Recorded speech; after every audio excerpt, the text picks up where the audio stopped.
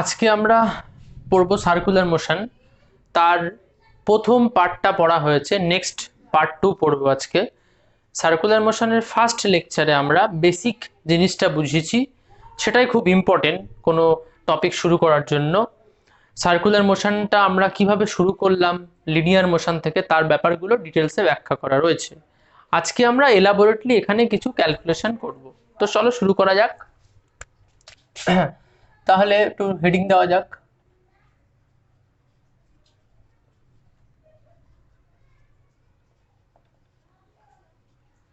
Circular motion. আচ্ছা, এইটা দেখে নিচ্ছি। ও একটু বাইরে বেরিয়ে গেল মনে হয়। ঠিক আছে, এটাকে আমি একটু নিচে লিখে দিচ্ছি।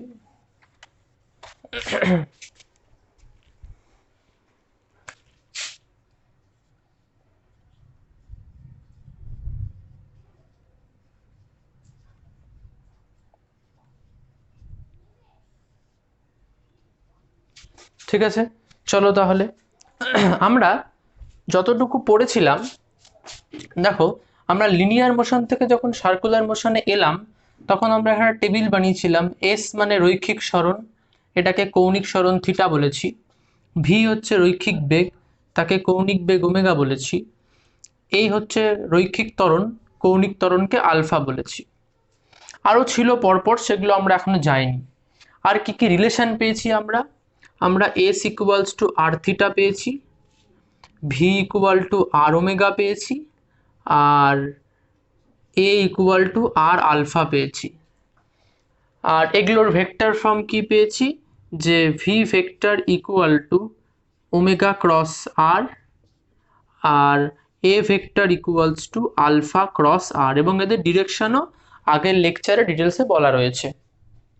আমরা দেখো আর দুটো বেগ সম্বন্ধে আমরা পড়েছিলাম একমাত্রিক গতি চ্যাপ্টারে।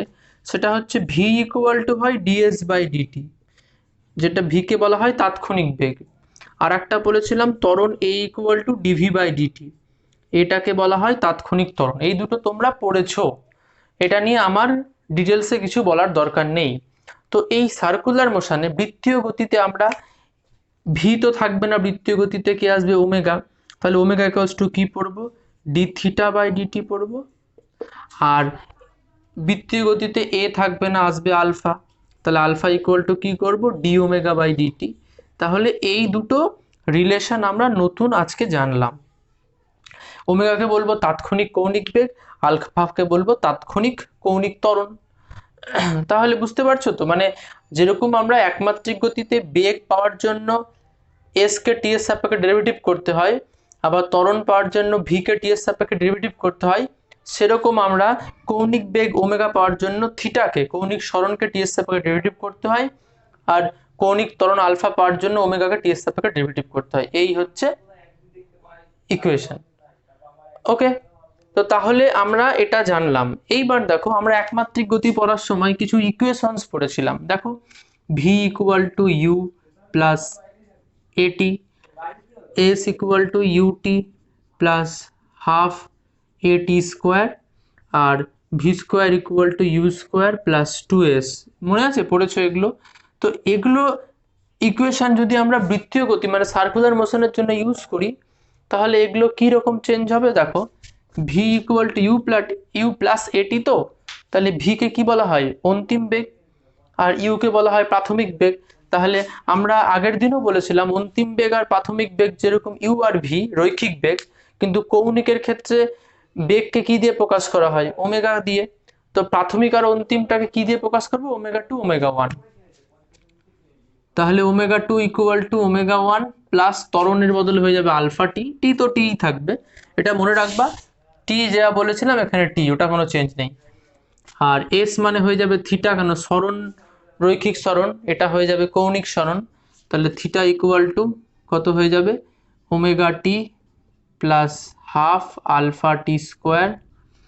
আর ভি মানে অন্তিম বেগ মানে omega two square equal to omega one square plus two alpha theta. তাহলে দেখলা যে আমরা যে তিনটে ইকুয়েশন, আরেকটা ইকুয়েশন পড়েছিলাম তম সেকেন্ডে, ওটা লাগবে না আপাতত, থাক। আচ্ছা লিখে নিতেও পারো।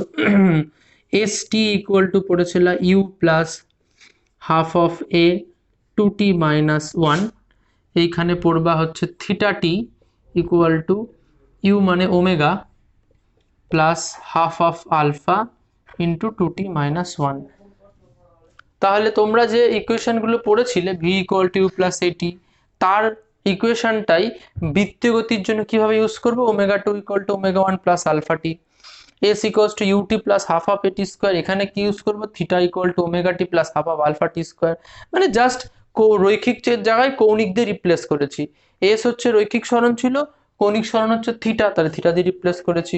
ইউ হচ্ছে রৈখিক বেগ ছিল, কৌণিক বেগ ওমেগা, মানে তুমি ইউ বার ভি যাই বলো না কেন, ইউ কে বলে দেবো হচ্ছে তোমার ওমেগা ওয়ান আর ভি কে বলবো ওমেগা টু। তো তুমি তাহলে এখানে ইউ আছে তো ওমেগা ওয়ান লিখতে পারো, ব্যাপারটা সুবিধা হবে, ওমেগা ওয়ান।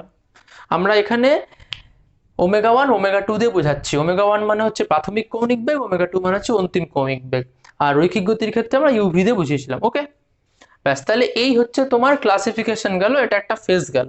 এইবার আমরা একটু কঠিন জিনিসে ঢুকবো। তো তাহলে আপাতত তোমাদের যতটুকু পড়া হয়েছে ততটুকুতে তোমরা বুঝে গেছো যে সার্কুলার মোশনটা কি, সেখানে কোন কোন ফিজিক্যাল কোয়ান্টিটি গুলো আসলো, তাদের ডিরেকশন কি, তারা কি টাইপের ভেক্টর, সব ডিটেলসে আগের লেকচার আর আজকে একটা সামারাইজ করে দিলাম। এখন আমরা ঢুকে যাব নেক্সট টপিকে। দেখো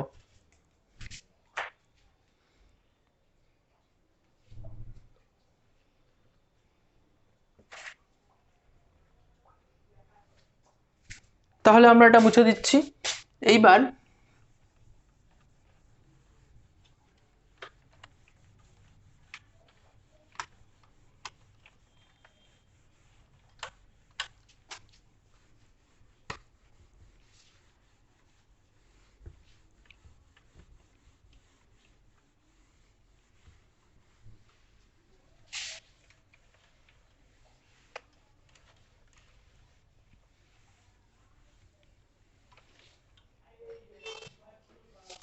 আচ্ছা, এইবার দেখো আমরা যেটা পড়বো সেটা হচ্ছিল, সেটাকে বলা হয়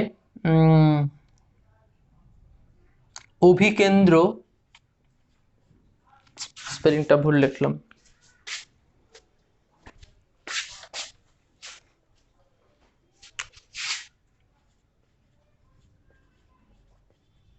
অভিকেন্দ্র ত্বরণ, এটা আমরা পড়ব, যেটা খুব ইম্পর্টেন্ট, যাকে ইংলিশে বলা হয় সেন্ট্রিফিউগাল অ্যাক্সিলারেশন।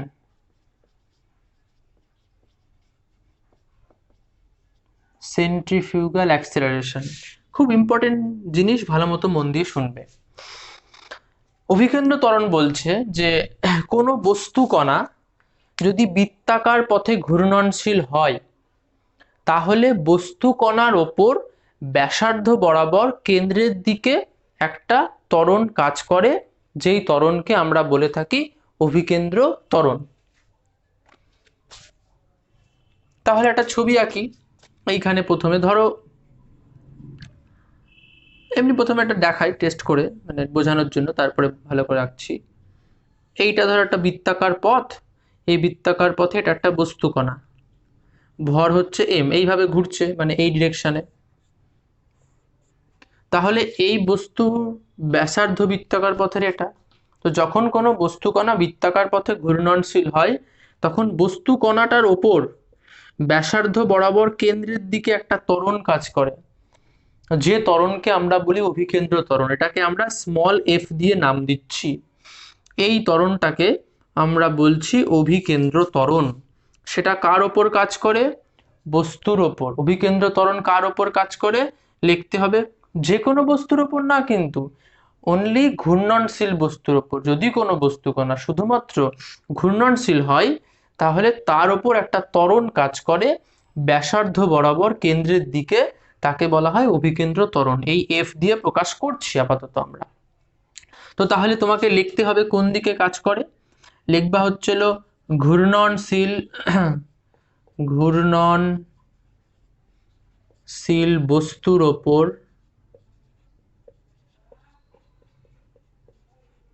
কমা দিয়ে ব্যাসার্ধ বরাবর আর কমা দিয়ে কেন্দ্রমুখী,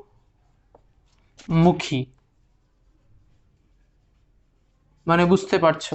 তাহলে কোনো বস্তু কণা যদি কোনো বস্তু কণা যদি আহ,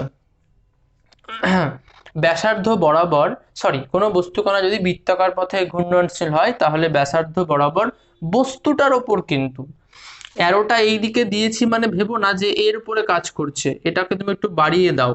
বলটা অ্যাকচুয়ালি এই ডিরেকশনে এইভাবে কাজ করে, তুমি এটাকে বাড়িয়ে দাও, অ্যারোটা না হয় এখান থেকে মুছে দিচ্ছি আমি, এরকম ভাবে ফিল করতে হবে ব্যাপারটাকে, যে বস্তুটা এখানটায় আছে, বস্তুর ওপরই কাজ করবে এই সেন্টারের দিকে এইভাবে। ঠিক আছে, তার মানে এবার তুমি বুঝতে পারছো যে হ্যাঁ, ঠিকই বলেছেন যে বস্তুর উপর কাজ করছে, কারণ অ্যারোটাকে বাইরে দিয়েছি, তোমরা ব্যাপারটা ভিজুয়ালাইজ করতে পারবে। এই বস্তুটা যখন এইখানটায় আসবে ধরো, তখন এইভাবে ব্যাসার্ধ বরাবর এই দিকে অভিকেন্দ্র ত্বরণ এফ কাজ করবে। তার মানে বস্তুর ওপর অভিকেন্দ্র ত্বরণ কাজ করে ব্যাসার্ধ বরাবর কেন্দ্রের দিকে। তো যদি কোনো বস্তুর ওপর ত্বরণ কাজ করে, বস্তুর যদি ভর এফ হয়, এম হয়, বস্তুর ভর যদি এম হয়, তাহলে বস্তুর ওপর বলও কাজ করবে। তো তখন সেই বলটাকে কি বলবো? সেই বলটাকে বলবো অভিকেন্দ্র বল। তাহলে আজকে আমরা একটা খুব নতুন জিনিস জানলাম, যে একটা নতুন জিনিস, কি জিনিস সেটা হচ্ছে হলো অভিকেন্দ্র ত্বরণ এবং তার জন্য উৎপন্ন বল, অভিকেন্দ্র বল। সেই অভিকেন্দ্র বলের রাশিমালাটা আমরা প্রতিষ্ঠা করব, আসছি পরে। তাহলে আমি এখানে লিখতে পারি যে অভিকেন্দ্র বল, অভি সরি বারবার করে লিখে দিচ্ছি, অভিকেন্দ্র বল মানে সেন্ট্রিফিউগাল ফোর্স, যাকে কি বলছে? সেন্ট্রিফিউগাল সেন্ট্রিফিউগাল ফোর্স, যেটা বস্তুর ওপর ক্রিয়াশীল হবে ব্যাসার্ধ বরাবর কেন্দ্রের দিকে। ওকে, তাহলে তোমরা মাথার মধ্যে সেট করে নিলে, যদি কোনো বস্তু কণা বৃত্তাকার পথে ঘূর্ণনশীল হয় তাহলে বস্তুর ওপর ব্যাসার্ধ বরাবর বস্তুর ওপর কাজ করবে কেন্দ্রের দিকে একটা বল বা ত্বরণ, যাই বলো না কেন। বল হলে এম এফ করে দিতে হবে, ত্বরণ হলে শুধু এফ বলবে, যেটাকে বলা হয় অভিকেন্দ্র বল বা সেন্ট্রিফিউগাল ফোর্স, বা ত্বরণ হলে সেন্ট্রিফিউগাল অ্যাক্সেলারেশন। তাহলে তার মানটা বার করি, তাহলে একটু ছবি এঁকে ক্যালকুলেশন করা যাক। তাহলে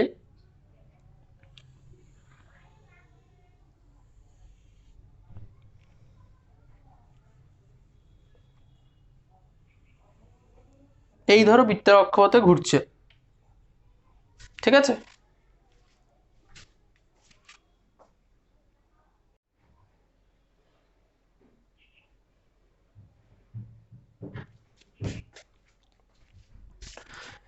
তাহলে ধরে রাখো কোনো এক মুহূর্তে বস্তু কণাটা এই জায়গাটায় আছে, কিছুক্ষণ পরে ধরো এই জায়গাটায় গেল, তাহলে এর অবস্থান হচ্ছে এ, কিছুক্ষণ পরে অবস্থান হচ্ছে বিতে গেল। তো যখন এখানে আছে তখন তার বেগ কোণ দিয়ে কাজ করবে? এইভাবে ঘুরছে ধরে নাও বস্তু কণাটা, বুঝতে পারছো তো? এইভাবে ঘুরছে, এটা তো তুমি বুঝতেই পারছো। তাহলে তার বেগ স্পর্শক বরাবর এই দিকে কাজ করবে, ধরে নাও ভি কাজ করছে। যখন এইখানে যাবে তখন স্পর্শক বরাবর বেগ ভি এইভাবে কাজ করবে। এইটা হচ্ছে তার ব্যাসার্ধ ভেক্টর।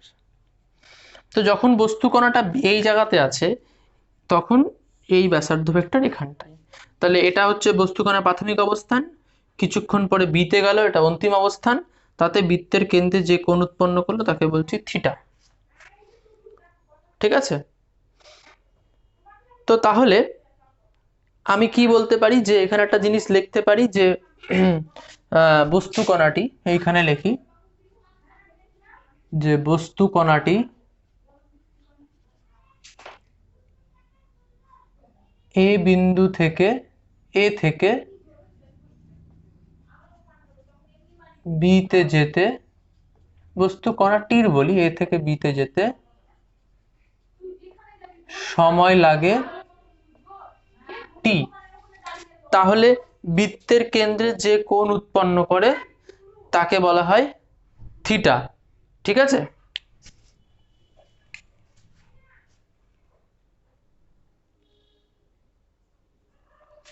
তাহলে বস্তু কণাটি এ থেকে বিতে যেতে সময় লাগে টি। ওকে, এবং তাহলে প্রাথমিক অবস্থান আর অন্তিম অবস্থান বৃত্তের কেন্দ্রে যে কোণ উৎপন্ন করে সেটা হচ্ছে থিটা, যাকে আমরা বলি কৌণিক সরণ। তো এবার আমি বি বিন্দুতে যখন বস্তুটা আছে তখন তার বেগ ভি এই দিকে, তার দুটো কম্পোনেন্ট করব, একটা কম্পোনেন্ট এই দিক বরাবর আর একটা কম্পোনেন্ট এই দিক বরাবর। তো দেখো যদি এই অ্যাঙ্গেলটা থিটা হয়, দেখো এইটার সাথে কিন্তু এই যে এইটার সাথে এইটা কিন্তু লম্ব, তাহলে যদি এটা থিটা হয় তাহলে এইটুকুটা, মানে তো আমি অন্য কালার দিয়ে দেখাচ্ছি, তাহলে এইটুকুটা হবে 90 মাইনাস থিটা। যেহেতু এইটার সাথে এই দাগটার সাথে এই দাগটা লম্ব, তাই না আমি ভুল করলাম, আমি ভুল করলাম।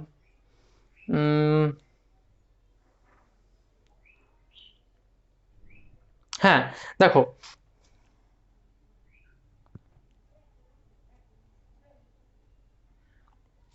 আচ্ছা দাঁড়াও, ছবিটাকে একটু এইভাবে আঁকি তাহলে বোঝা যাবে। ছবিটা একটু চেঞ্জ করি, একটু চেঞ্জ করি, একই ছবি আঁকবো, একটু বিটাকে নিচে নিব তাহলে ব্যাপারটা ভালো মতো বোঝা যাবে।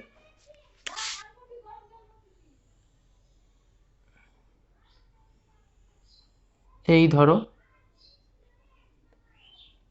সেন্টার আছে এইখানটায় ধরে নাও এ, আর বিটা তুমি মোটামুটি এই সব জায়গাতে ধরে নাও, তাহলে মনে হয় ব্যাপারটা একটু অ্যাডজাস্ট হবে। তাহলে এইখানে বেগটা এই দিকে ভি, আর এইখানে বেগটা এই দিকে ভি, তাহলে তার, না এখানে আবার একটু সমস্যা হয়ে গেল ছবিটা।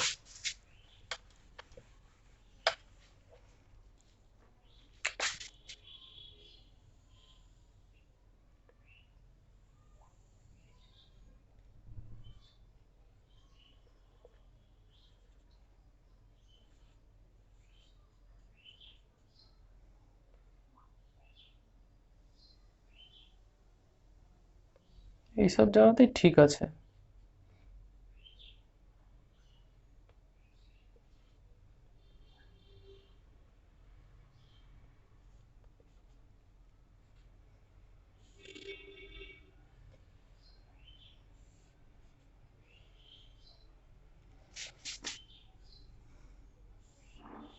এই দেখো, তাহলে এটা এ, এটা হচ্ছে বি, দেখা যাক হয় কিনা, এটা থিটা।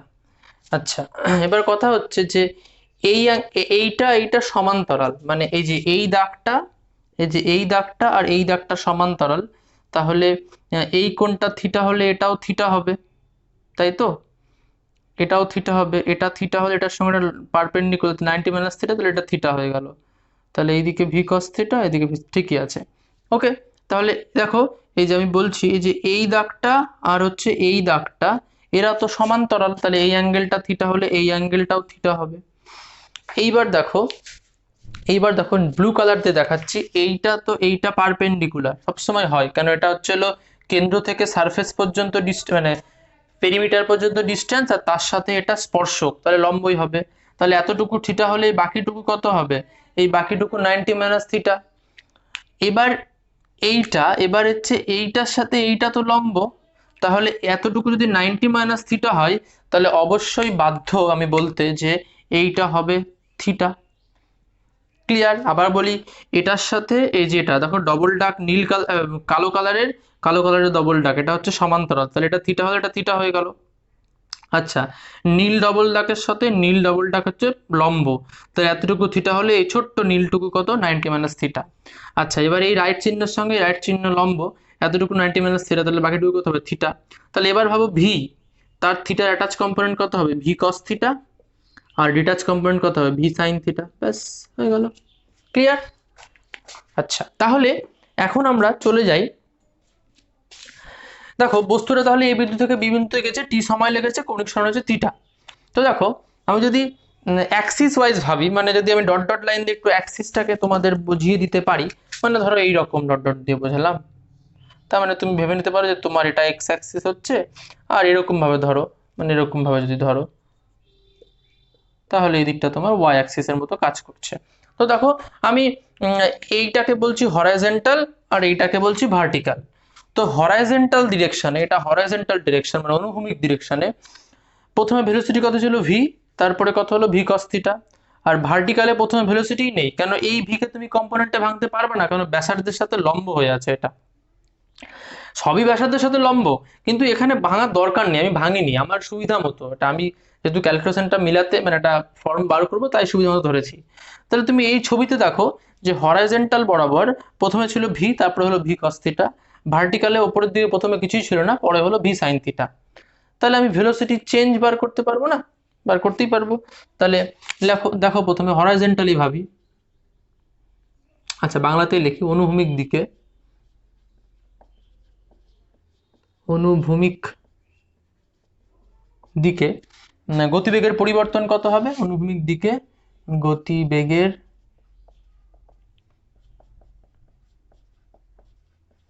পরিবর্তন কত, প্রথমে ছিল ভি, তারপরে হলো ভি কস থিটা, তার মানে V cos theta minus V. আচ্ছা এইবার একটা কথা তোমাদেরকে বলে রাখি, এখানে লিখে দিচ্ছি, যদি যদি হচ্ছে, আচ্ছা এটা এখানে কেন লিখবো, এটা এখানেই লিখি, পাশেই লিখি, এইখানে বলে দেই। এটা দেখা যাচ্ছে তো, দেখো তো, লাইট পড়েনি তো, না মোটামুটি দেখা যাবে। ওহো, একটা লেখা তো উপরে চলে গেছে গো। আচ্ছা দাঁড়াও, এটাকে আমি একটু ঠিক করে দিই।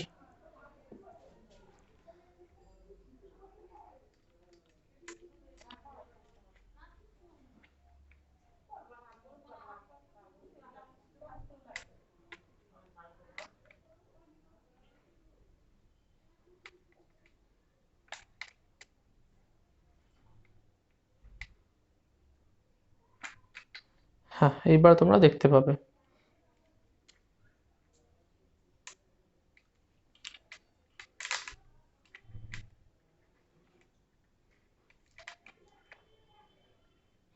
ওকে ঠিক আছে, স্পটটা চেঞ্জ হওয়ার ঠিক আছে, ওটা অসুবিধা নেই, ওর পরে আমরা লিখবো না আর। তাহলে দেখো, তাহলে এখন দেখো যেটা হলো, তাহলে আমি এখানে একটা কথা বলছি, যদি থিটা খুব ছোট হয় তাহলে মনে রাখবে cos theta nearly equal to 1 আর sine theta nearly equal to theta, এটা হয়। তাহলে বসাবো, cos theta nearly equal to 1 হয়, তাহলে ভি ইন্টু 1 মাইনাস ভি, কেন ওই থিটাটা খুব ক্ষুদ্র ধরে নেওয়া হয়, তাহলে ভি মাইনাস ভি 0। তাহলে হরাইজন্টাল দিকে বেগের কোনো পরিবর্তন পেলাম না, আর অনুভূমিক দিকে, এবার উলম্ব দিকে,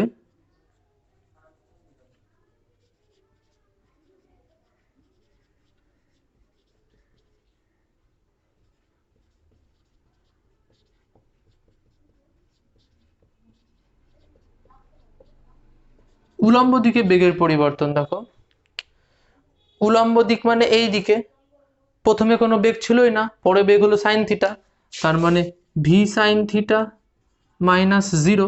এবার থিটা খুব ক্ষুদ্র হলে সাইন থিটা কত হয়, থিটা, তাহলে ভি থিটা মাইনাস 0, তার মানে ভি থিটা। তাহলে উলম্ব দিকে বেগের পরিবর্তন পেলাম, তাহলে পরিবর্তনের হার কত, তাহলে বেগের পরিবর্তনের হার কত হবে, ভি থিটা ডিভাইডেড বাই টি। তো বেগের পরিবর্তনের হারকে কি বলা হয়, ত্বরণ। এই ত্বরণটাই হচ্ছে আমাদের অভিকেন্দ্র ত্বরণ বা সেন্ট্রিফিউগাল অ্যাক্সেলারেশন নামে পরিচিত। তাহলে f equal to v theta divided by t. আচ্ছা, তো এবার দেখো এখানে একটু চেঞ্জ করব, চেঞ্জ বলতে রিপ্লেস হবে, থিটা বাই টিকে কি বলা হয় আবার, থিটা বাই টিকে, এই থিটা বাই টি হচ্ছে ওমেগা, তাহলে ভি ওমেগা। আবার ওমেগা ইকুয়ালস টু কি হয়, omega equals to v equals to কত হয়, v v equals to r omega, আমরা রিলেশন পড়েছি কিন্তু, কি v equal to r omega হয়, এটা কিন্তু আমরা পড়েছি। তাহলে ভি এর মানটা আর ওমেগা বসিয়ে দিই, তাহলে আর ওমেগা ইন্টু ওমেগা, তাহলে বেরালো আর ওমেগা স্কোয়ার। অথবা তুমি এটাও করতে পারো যে ভি কে রেখে দিলা, ওমেগাকে চেঞ্জ করলা, তাও হতে পারে। তাহলে ভি কে থাকলো, ওমেগাকে চেঞ্জ করলে কত হয়, এখান থেকে বলো omega equal to v by r, তাহলে ভি বাই আর, তার মানে এটা বেরোলো কত, ভি স্কোয়ার বাই আর। তাহলে তুমি অভিকেন্দ্র ত্বরণের দুটো এক্সপ্রেশন পেলে, কোনটা কোনটা, একটা পাচ্ছ হচ্ছে যে আর স্কোয়ার ওমেগা, আর একটা পাচ্ছ ভি স্কোয়ার বাই আর। এই দুটো অভিকেন্দ্র ত্বরণের এক্সপ্রেশন তুমি দুটো দিয়ে ইউজ করতে পারো। তাহলে আমাদেরকে যেটা মনে রাখতে হবে যে অভিকেন্দ্র ত্বরণ f equal to r omega square হতে পারে অথবা ভি স্কোয়ার বাই আর, এই দুটোর মধ্যে কোনো একটা আমি ইউজ করতে পারি, দুটোই, একটা ওমেগা দিয়ে একটা ফি দিয়ে।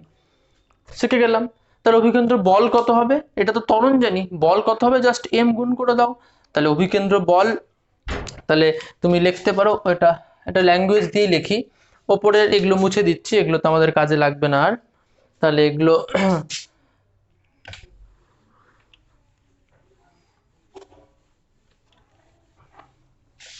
মুছে দিয়ে আমরা লিখবো অভিকেন্দ্র বল, সেটা হবে এম ওমেগা স্কোয়ার আর হতে পারে, কারণ এর সঙ্গে এম গুণ করে দাও, অথবা M v square by r. তাহলে এইটা মনে রাখতে হবে অভিকেন্দ্র বলের রাশিমালা, যেটা আমরা আজকে নতুন শিখলাম।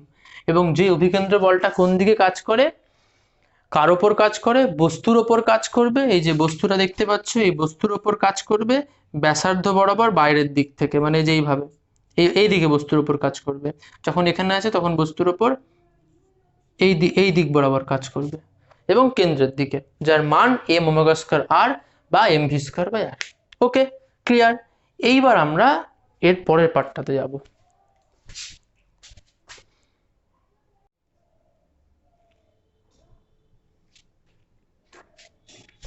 এখন দেখো, আমরা অভিকেন্দ্র বলের মান কত জানলাম এবং অভিকেন্দ্র বলের অভিমুখ কোন দিকে জানলাম। এবার তোমরা নিউটনসের থার্ড ল পড়েছো, প্রত্যেক ক্রিয়ারই সমান বিপরীতমুখী প্রতিক্রিয়া রয়েছে। তাহলে অভিকেন্দ্র বল বা সেন্ট্রিফিউগাল ফোর্স যাকে বলছি, তারও একটা প্রতিক্রিয়া থাকবে। তাহলে ধরো এই বৃত্তাকার পথে একটা বস্তুকণা ঘুরছে, কেন্দ্রে, এটা কেন্দ্রবিন্দু, এটা হচ্ছে বস্তুটা। তাহলে এই বস্তুটার উপর অভিকেন্দ্র বল কোন দিকে কাজ করছে, এই বরাবর, তাই তো? এই বস্তুটার উপর অভিকেন্দ্র বল কাজ করছে, বস্তুটার উপর, বুঝতেই পারছো, কেন্দ্রের দিকে ব্যাসার্ধ বরাবর। ঠিকই আছে, অ্যারোটা দিচ্ছে এইভাবে, এই দিকে কাজ করছে অভিকেন্দ্র বল এফ। এবার এফটা কি, অভিকেন্দ্র বল লিখে রাখি, না তো আবার তোমরা অন্য কিছু ভাববে। অভিকেন্দ্র বল। এখন কথা হচ্ছে যে প্রত্যেক বলেরই প্রতিক্রিয়া রয়েছে, তাহলে অভিকেন্দ্র বলেরই প্রতিক্রিয়া থাকবে কোন দিক বরাবর, বস্তুর ওপরই থাকবে, বাইরের দিকে। এটাকে আমি অন্য কালার দিয়ে লিখছি একটু, বস্তুর ওপরই থাকবে প্রতিক্রিয়া বলটা। তাই কি হবে? না, আমি ভুল বললাম।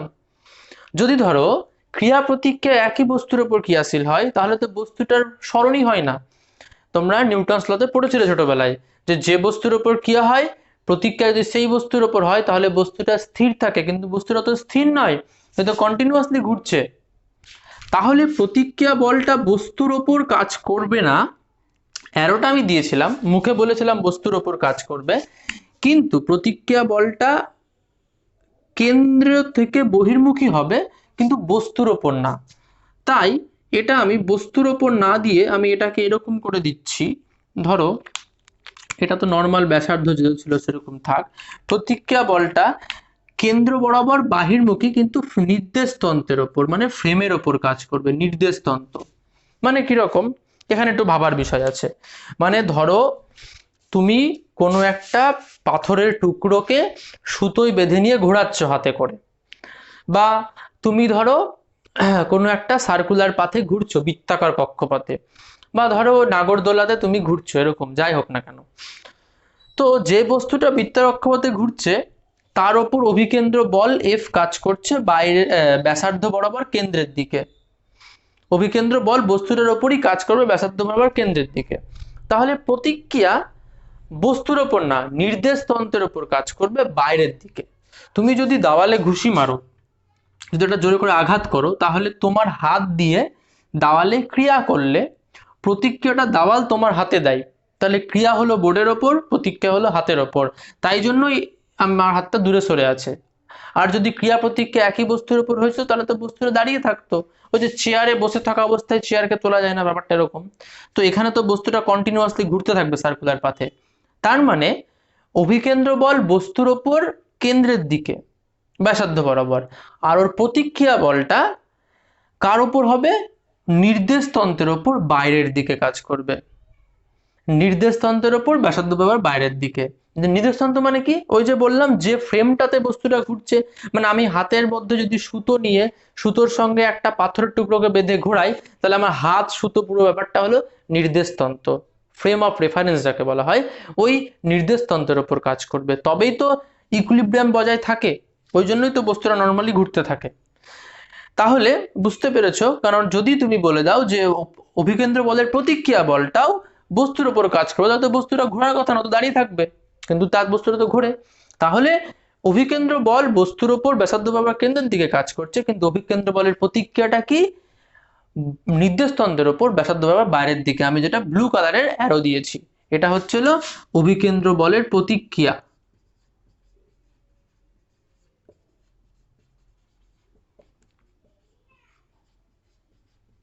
এটার মান কত হবে? ওই একই অভিকেন্দ্র বলের মান যা, প্রতিক্রিয়া বলের মানও তাই। হয়তো ক্রিয়া ও প্রতিক্রিয়া তো সমান হয়, বিপরীতমুখী হয়, তাহলে সমান এম ওমেগা স্কয়ার আর বা এম ভি স্কয়ার বাই আর, দুটো বলের মান নেই, অভিকেন্দ্র প্রতিক্রিয়া বলের মান এটাই হবে, খালি শুধু নির্দেশতন্ত্রের উপর বাইরের দিকে। ক্লিয়ার? আচ্ছা, তাহলে এটা তো নর্মাল ব্যাপার গেল, আমি ক্রিয়া করেছি, প্রতিক্রিয়া আমাকে পেতেই হবে, তাই পেলাম। কেন? ক্রিয়া হয়েছে বস্তুর ওপর কেন্দ্রের দিকে, প্রতিক্রিয়া হবে কেন্দ্র থেকে বাইরের দিকে নির্দেশতন্ত্রের ওপর। এইটা একে অপরকে ব্যালেন্স করে দেয়, তাই নর্মালি সুন্দরভাবে বস্তুটা ঘুরতে থাকে। মানে এরকম ভাবে ব্যালেন্স করে না ভেবো যে বস্তুর উপরই ক্রিয়া করে ব্যালেন্স করবে না, বস্তুর উপর ক্রিয়া করলে তো বস্তুটা স্থির হয়ে যেত, যেহেতু একে অপরের উপর ক্রিয়া করে ব্যাপারটা সাম্যাবস্থায় থেকে ঘুরতে থাকে। কিন্তু এটা ছাড়াও এই অভিকেন্দ্র বল এবং অভিকেন্দ্র বলের প্রতিক্রিয়া বল ছাড়াও আর একটা বল কাজ করে বস্তুর ওপর, যে বলটাকে বলা হয় ফিকটিসিয়াস ফোর্স বা অলিক বল, অবাস্তব বল। যেটা বুঝার জন্য মানে বস্তুকণাকে জায়গায় তোমাকে নিজেকে প্লেস করতে হবে, বস্তুকণাকে সরিয়ে তুমি যদি নিজে ঢুকে যাও, তাহলে তুমি নিজে ফিল করতে পারবে, ওটা আমরা ভিজুয়ালাইজ করতে পারবো না। মানে ধরো আমি একটা এক্সাম্পল দিই, ধরো নাগরদোলাতে কেউ ঘুরছে, নাগরদোলাতে বসে ধরো নাগরদোলা ঘুরছে, তাহলে নাগরদোলাতে যে বসে আছে সে হচ্ছিল বস্তুকণা, সে ঘুরছে, তাহলে সেই ব্যক্তিটার ওপর, নাগরদোলাতে বসে থাকা একটা ব্যক্তির ওপর অভিকেন্দ্র বল কাজ করছে কেন্দ্রের দিকে, এম ভি স্কোয়ার বাই আর। আবার ওই নাগরদোলা যে ফ্রেমটা, তার উপরেও অভিকেন্দ্র বলের প্রতিক্রিয়া বিপরীত দিকে কাজ করছে। কিন্তু এটা ছাড়াও আরেকটা বল কাজ করবে, যে কোনো বস্তু বৃত্তাকার কক্ষপথে ঘুরলেই হলো, সেটাকে বলা হয় হচ্ছে অপকেন্দ্র বল, সেন্ট্রিপেটাল ফোর্স। সেটা কি? সেটা তাহলে সেটা কোত্থেকে, সেটা তুমি বুঝতে পারবে না। যদি কেউ, কোনো ব্যক্তি যদি বৃত্তাকার কক্ষপথে ঘোরে, তাহলে তুমি বাইরে থেকে দাঁড়িয়ে বুঝতে পারবে না, তোমাকে ওই ব্যক্তির পাশে যেতে হবে, তবে তুমি ফিল করবে ব্যাপারটা এরকম। আমি একটা ছোট্ট এক্সাম্পল দিই, তোমরা সকলেই ফিল করতে পারবে, খুব সাধারণ জিনিস। ধরো তোমরা কোনো গাড়িতে করে, যানবাহন করে যাচ্ছ, সাইকেল নিয়ে বুঝতে পারবে না, সাইকেল বা বাইক এই দুটো বাদ দিয়ে যে কোনো তিন চাকা দিয়ে যে গাড়িগুলো চলে, দু চাকারটা আলাদা একটু হবে, বুঝতে পারবে না সেখানে। তুমি সে তিন চাকার যে কোনো গাড়ি বলো বা বাস বলো, যাই বলো না কেন, সেগুলোতে যখন চড়বে, তারা যখন টার্ন নেয়, টার্ন নেওয়ার সময় কি হয়? রাস্তা সোজা যাচ্ছে, টার্ন মানে রাস্তাটা কিরকম হয়ে যায়? এইরকম হয়ে যায়। ধরো একটা বড় বাঁক আছে, তার মানে বাঁক মানে তো এটা বৃত্তাকার হয়ে গেল না পথটা কিছুটা সময়ের জন্য। তাহলে যখন দেখবে তুমি টার্ন নিচ্ছে কোনো যানবাহন কোনো রাস্তাতে, বাঁক আসবে যখন, তখন ওটা বৃত্তাকার পথ হয়ে যায়। তখন তুমি বসে থাকা অবস্থায় দেখবে ওই গাড়িটা যেই দিকে টার্ন নেয়, তার অপোজিট দিকে তুমি সরে যাও। কেন? কেন সরে যাও? তুমি ঠেলে চলে আসো। তুমি দেখবে তুমি অটোতে চড়ে বা গাড়িতে চড়ে বা বাসে চড়ে যখন দেখবে জোরে করে টার্ন নিচ্ছে, ধরো ফাঁকা রাস্তা আছে, ফাঁকা কেউ নেই দেখতে পাচ্ছে, জোরে করে টার্ন নিল, তখন দেখবে তুমি উল্টো দিকে সরে যাচ্ছ। যেদিকে টার্ন নিচ্ছে, ধরো লোকটা এই দিকে টার্ন নিচ্ছে, তোমার উপর এই দিকে একটা ফোর্স কাজ করবে, তুমি দেখবা সরে চলে আসছো সাইডে চেপে। তবে সবাই ফিল করবে, টোটোতে বসেও বুঝতে পারবে। ধরো টোটোতে বসে আছে, টোটোটা একটা রাস্তাতে এসে ঘুরিয়ে টার্ন নিবে, রাস্তাটা ফাঁকা আছে, ওই যদি একটু বেশি স্পিডে টার্ন নিয়ে নেয়, তখন দেখবে তুমি এখানে বসেছিলে, তুমি টার্ন নিচ্ছে এই দিকে, তুমি উল্টো দিকে সরে যাচ্ছ, তখন তোমাকে ধরে রাখতে হয়। এইটাই হচ্ছে তোমার যেটার নাম, সেটা হচ্ছে অপকেন্দ্র বল, যাকে ইংলিশে বলা হয় সেন্ট্রিপেটাল ফোর্স। তাহলে এই বলটা কিন্তু তুমি বসে থাকলে তুমি বুঝতে পারছো, আমি যদি রাস্তায় দাঁড়িয়ে থাকি, আমি বুঝতে পারবো যে তোমার উপর বল কাজ করছে। তাই জন্য এটাকে বলা হয় অলিক বল। অলিক বল বলা হয় এটাকে, অলিক বল বলে। এটাকে ইংলিশ নাম হচ্ছে, অলিক বলের ইংলিশ নামকে বলা হয় ফিকটিসিয়াস ফোর্স বা পেসিউডো ফোর্স বলা হয়, বা সিউডো ফোর্স বলা হয়। অ্যাকচুয়ালি উচ্চারণটা স্পেলিং লেখা হয় পেসিউডোর মতো, কিন্তু বলা হয় সিউডো ফোর্স।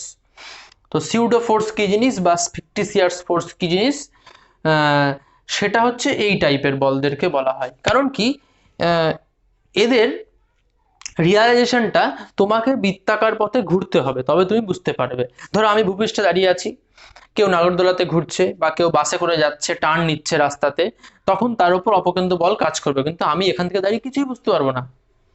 তার মানে বুঝতে পারছো তো, অপকেন্দ্র বলটা বা সেন্ট্রিপেটাল যেটা ফোর্স বলছি, সেটা উৎপন্ন হয় ঘূর্ণন নির্দেশতন্ত্রে, এবং সেটা বুঝতে গেলে বস্তুটাকে কোথায় যেতে হবে, ঘূর্ণন নির্দেশতন্ত্রে গিয়ে দাঁড়াতে হবে, মানে ব্যক্তিকে, তবেই সে বুঝতে পারবে। তাই এই ফোর্সটাকে বলা হয় অলিক বল বা ফিকটিসিয়াস ফোর্স বলা হয়। কোশ্চেন আসে অপকেন্দ্র বল কাকে বলে, তখন তুমি বলে দেবা। আচ্ছা, অপকেন্দ্র বলের ডেফিনেশন বলতে গিয়ে যে কথাটা মনে পড়লো, তাহলে অভিকেন্দ্র বল কাজ করে বস্তুর ওপর ব্যাসার্ধ বরাবর কেন্দ্রের দিকে, অভিকেন্দ্র বলের প্রতিক্রিয়া বল কাজ করে ব্যাসার্ধ বরাবর বাইরের দিকে নির্দেশতন্ত্রের ওপর, কিন্তু অপকেন্দ্র বল কার ওপর, এটা বস্তুর ওপর ব্যাসার্ধ বরাবর বাইরের দিকে, গুলিয়ে যেতে না যায়। এটা কিন্তু খুব ইম্পর্টেন্ট। অভিকেন্দ্র বল কাজ করে বস্তুর ওপর, অভিকেন্দ্র বলের প্রতিক্রিয়া কাজ করবে নির্দেশতন্ত্রের ওপর, ফ্রেমের ওপর, যে ফ্রেমটাতে ঘুরছে, আর অপকেন্দ্র বলও বস্তুর ওপর। তাহলে তিনটে বলের মধ্যে অভিকেন্দ্র, অভিকেন্দ্র বলের প্রতিক্রিয়া, অপকেন্দ্র, মানে অভিকেন্দ্র আর অপকেন্দ্র দুটোই বস্তুর উপর কাজ করে, প্রতিক্রিয়াটা শুধু যে ফ্রেমে ঘুরছে সেই ফ্রেমের ওপর। এবার ডিরেকশনে আসি, যে দুটো বস্তুর ওপর কাজ করে, অভিকেন্দ্র হচ্ছে বস্তুর ওপর কেন্দ্রের দিকে, আর অপকেন্দ্র হচ্ছে বস্তুর ওপর বাইরের দিকে। আর প্রতিক্রিয়া বল এটাও বাইরের দিকে, কিন্তু কার ওপর, ফ্রেমের ওপর। তাহলে বাইরের দিকে দুটো বল কাজ করে, একটা হচ্ছে অপকেন্দ্র প্রতিক্রিয়া, সরি সরি ভুল বললাম, বাইরের দিকে দুটো বল কাজ করছে, একটা হচ্ছে অভিকেন্দ্র বলের প্রতিক্রিয়া, আর একটা হচ্ছে অপকেন্দ্র বল। আর কেন্দ্রের দিকে কাজ করছে কোনটা বল, শুধু অভিকেন্দ্র বল। তাহলে কেন্দ্রের দিকে কাজ করে একটা বল, শুধু অভিকেন্দ্র বল, বাইরের দিকে কাজ করবে অপকেন্দ্র বল এবং অভিকেন্দ্র বলের প্রতিক্রিয়া। আর বস্তুর উপর কাজ করে অভিকেন্দ্র বল এবং অপকেন্দ্র বল, আর অপকেন্দ্র বল অভিকেন্দ্র বলের প্রতিক্রিয়াটা কাজ করে নির্দেশতন্ত্রের উপর। এটা কিন্তু গুলিয়ে যেতে না যায়, বারবার করে বলছি। কেন, অভিকেন্দ্র বলটা দিয়ে তুমি মনে রাখবা, বাকিগুলো সব ইজিলি হয়ে যাবে। অভিকেন্দ্র বল যদি বস্তুর ওপর ব্যাসার্ধ বরাবর কাজ করে কেন্দ্রের দিকে, অভিকেন্দ্র বল যদি বস্তুর ওপর ব্যাসার্ধ বরাবর কেন্দ্রের দিকে কাজ করে, তাহলে অভিকেন্দ্র বলের প্রতিক্রিয়া বাইরের দিকে কাজ করবেই, বিপরীতমুখী যেহেতু ক্রিয়া প্রতিক্রিয়া, এবং নির্দেশতন্ত্র বা যে ফ্রেমে ঘুরছে তার উপর। আর লাস্টে শুধু মনে রাখতে হবে অপকেন্দ্র বল বস্তুর ওপর কাজ করে বাইরের দিকে, ব্যাস তাহলেই হলো। তাহলে অপকেন্দ্র বলের ডেফিনেশন কি বলবে, যে কোনো বস্তু যদি বৃত্তাকার পথে ঘূর্ণনশীল হয়, তার সাথে যদি কোনো ব্যক্তি ঘুরতে থাকে, তাহলে ব্যক্তিটাও বুঝতে পারবে তার উপর একটা কেন্দ্র থেকে বাইরের দিকে বল কাজ করছে, যাকে বলা হয় অপকেন্দ্র বল। এটাকে অলিক বল হয় কেন, বা ফিকটিসিয়াস ফোর্স বা সিউডো ফোর্স কেন বলে, কারণ ওই ঘূর্ণন নির্দেশতন্ত্রের কেউ যদি থাকে ওর পাশে, তবেই বুঝতে পারবে যে হ্যাঁ লোকটার উপর কাজ করছে, আমার উপর কাজ করছে। আমি স্থির নির্দেশতন্ত্রে ভূপৃষ্ঠে দাঁড়িয়ে সেই বলটাকে অবজার্ভ করতে পারবো না, ফিল করতে পারবো না। তাই অপকেন্দ্র বলকে বলা হয় অলিক বল বা ফিকটিসিয়াস ফোর্স। তোমরা বলতে পারো স্যার বাকিগুলো তো বুঝতে পারি না, কিন্তু বাকিগুলো তো নর্মাল ফোর্স, তো অভিকেন্দ্র বল বা তার প্রতিক্রিয়াগুলো তো ওটা নর্মালি জেনারেট হচ্ছে, তাই ওদেরকে আমরা ওরকম নর্মাল ফোর্সই বলবো, ক্যালকুলেশন করে পেয়েছি। কিন্তু এটা তো অলিক বল, ওই জন্য অপকেন্দ্র বলটা যদি কেউ যায় তখনই বুঝতে পারবে, তাছাড়া হয় না। আর অভিকেন্দ্র বলটা সার্কুলার মোশনের জন্য তৈরি হচ্ছে। ওকে, তাহলে এই যে বলের ক্লাসিফিকেশন, এটা খুব ইম্পর্টেন্ট এবং ওটা ভালো মতো মনে রাখতে হবে।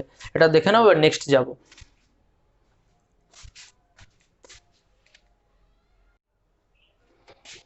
আচ্ছা, এখানে আরেকটা কথা বলে রাখি যে অভিকেন্দ্র বলের রাশিমালা এটা, অভিকেন্দ্র বলের প্রতিক্রিয়া এটাই হবে। অপকেন্দ্র বলের রাশিমালা কি হবে, অপকেন্দ্র বল যেটা বলছি, অপকেন্দ্র বল সেটাও হবে m v square by r, অথবা equal to m omega square r. তাহলে অভিকেন্দ্র বল বা অপকেন্দ্র বল সেটা একই কিন্তু রাশিমালা, মনে রাখবে। অভিকেন্দ্র বল যেটা এম ভি স্কোয়ার বাই আর বা এম ওমেগা স্কোয়ার আর, অপকেন্দ্র বলের রাশিমালাটাও সেম ইউজ করবো, এম ভি স্কোয়ার বাই আর বা এম ওমেগা স্কোয়ার আর। এই ক্যালকুলেশনটা তোমাদের নেই, তোমাদের এতটুকু মনে রাখলেই হবে। ওকে।